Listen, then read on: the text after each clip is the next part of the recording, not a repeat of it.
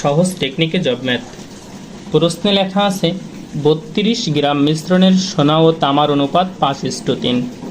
ওই মিশ্রণে কি পরিমাণ তামা মিশালে সোনা ও তামার অনুপাত 5:7 হবে? কি পরিমাণ তামা মিশালে বলেছে, তাহলে তামার পরিমাণ কতটা মেশাতে হবে? তামা সমান সমান লিখতে পারি। সহজ টেকনিকটা হলো এই, মোট কত গ্রাম ছিল? 32 গ্রাম। সেই 32 শেখা বসাবো, ডিভাইডেড কত অনুপাতে ছিল? 5:3। সেই 5 আর 3 আমরা যোগ করে দিব, এখানে গুণ চিহ্ন দিব। তামা মেশাতে বলেছে, তাহলে তামার প্রথম ছিল 3 ভাগ, পরবর্তীতে বলেছে 7 ভাগ হতে হবে। সেটাকে আমরা বোর্ডার থেকে ছোটটা বিয়োগ করব, 7 - 3।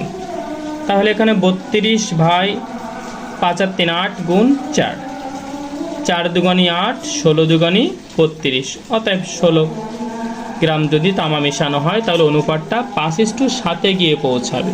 যদি এখানে স্বর্ণের কথা বলতো তাহলে আমরা এটা স্বর্ণেরটা বিয়োগ করতাম, তাহলে স্বর্ণেরটা চলে আসতো।